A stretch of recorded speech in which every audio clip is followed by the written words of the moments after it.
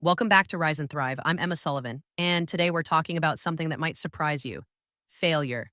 Beautiful, meaningful, transformative failure. I'm David Park, and I'm already uncomfortable. Failure doesn't sound beautiful to me.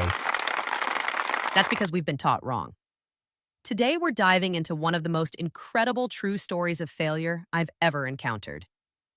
It happened in 1953 on K2, the second highest mountain on Earth. K2, I know that mountain has a reputation. It does. And here's what you need to know. While over 1,600 people have summited Everest, only 196 have made it to the top of K2. The fatality rate is staggering. 1 in 7 who summit die. 1 in 7. Those are terrible odds. They are. And yet climbers keep returning to it. Not because it's the highest, but because K2 represents something Everest doesn't.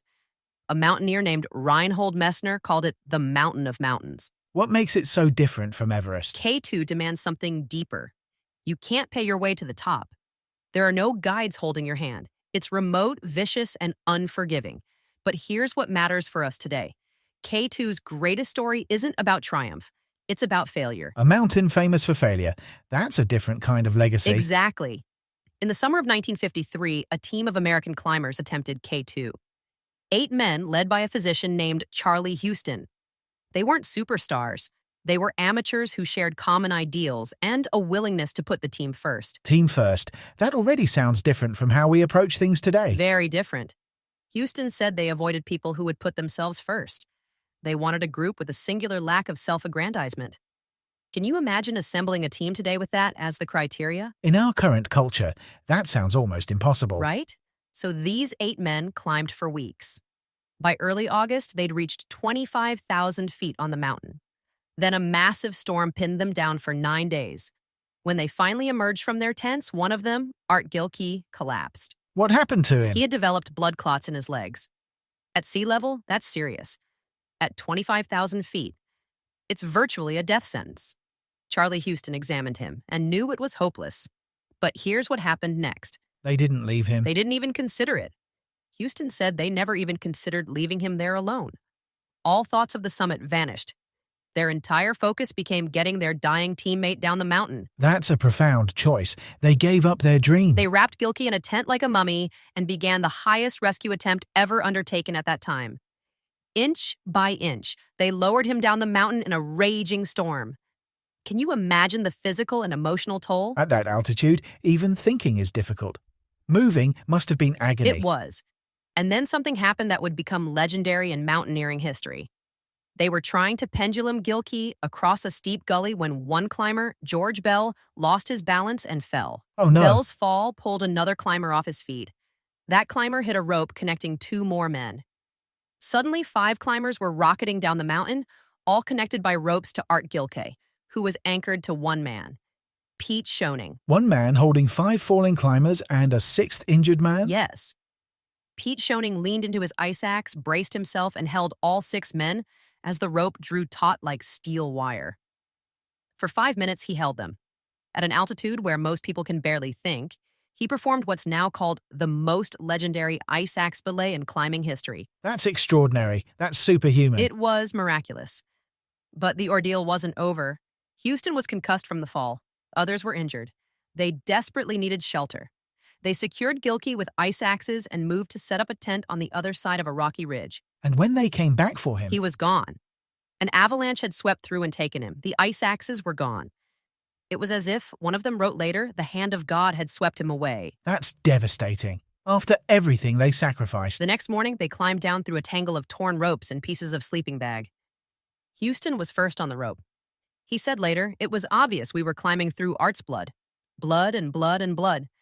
They didn't talk about it for a very long time. How do you process something like that? 4 days later, 7 survivors stumbled into base camp, stunned that they were alive and devastated by the loss of their friend. The porters built a memorial cairn for Art Gilkey that still stands today. So they failed. They didn't summit, and they lost a teammate. Where's the wellness lesson in this tragedy? Here's what's profound. The year after this expedition, in 1954, an Italian team finally succeeded in reaching K2's summit. That was the triumph. That was the victory. But it's Houston's failed expedition that remains the touchstone of all that is best in mountaineering. The failure is more celebrated than the success. Yes, because Houston and his men had a choice. They could have abandoned Gilkey to an inevitable fate and continued to the summit. Their selflessness in refusing to even consider that defines them in ways that reaching the top never could have. They chose values over victory. Exactly. 50 years after Art Gilkey's death, the surviving team members still gathered for reunions. Charlie Houston, who lived to be 90, always insisted there was nothing heroic about what they did. He said, "What else were we to do?" That humility is striking. He didn't see himself as a hero. He didn't. But here's what a K2 historian said. In the annals of Himalayan climbing, there is nothing finer than what those men did in 1953. And Reinhold Messner, considered the greatest mountaineer of the 20th century, said this. What did he say? I have great respect for the Italians who summited K2 in 1954, but even greater respect for the Americans and the way they failed in 1953. They were decent, they were strong, and they failed in the most beautiful way you can imagine. This is inspiration for a lifetime. Failed in the most beautiful way. That reframes everything. It does. If Everest represents the highest level of human achievement, then K2 represents the supreme level of human failure. Failure that cuts to the bone, and failure that, through some paradoxical alchemy, transcends tragedy by transforming those who have the resilience and honor to weather the ordeal. So failure can be more meaningful than success if it's rooted in the right values. Yes. Now let's bring this down from the mountain and into our lives, because most of us aren't climbing K2.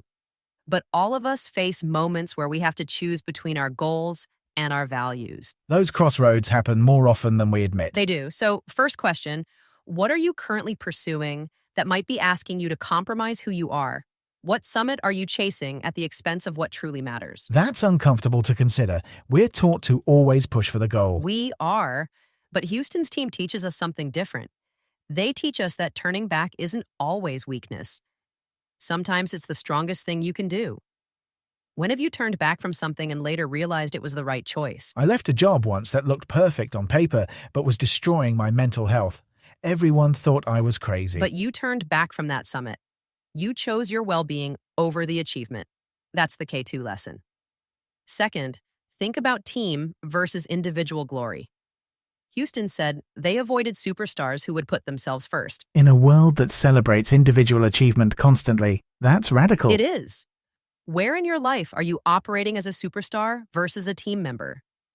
Where are you prioritizing your success over collective well-being? These are hard questions, but they're worth asking. I think I do that more than I want to admit. Most of us do. Third, consider the Pete Schoening moment. That moment when he held 6 men on that ice axe. We all have moments where we have to hold on when everything's falling apart, where we have to be the anchor. Those moments when you're the only thing standing between disaster and survival. Yes, and here's what's important. Schoening didn't know if he could hold them. He just leaned into his axe and tried. Sometimes that's all we can do. Lean in. Hold on. Trust that we're stronger than we think. We don't know our capacity until we're tested. Exactly. Fourth, think about failure differently. We live in a culture that only celebrates wins. Social media is a highlight reel, but Houston's expedition teaches us that how we fail matters more than how we succeed. The quality of our failure over the fact of our success. Yes. Did you fail with integrity? Did you fail while staying true to your values? Did you fail while caring for others? That kind of failure has meaning. That kind of failure transforms you. That's completely opposite to how I was raised to think about failure. Same.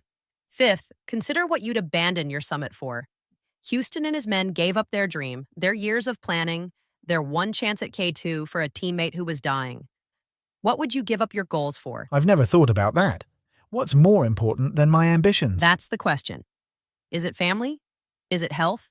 Is it integrity? Is it love? Knowing what you turn back for tells you what you truly value. And that matters more than any summit. It defines who you are when the stakes are highest. Exactly. Sixth, embrace the solidarity of shared struggle.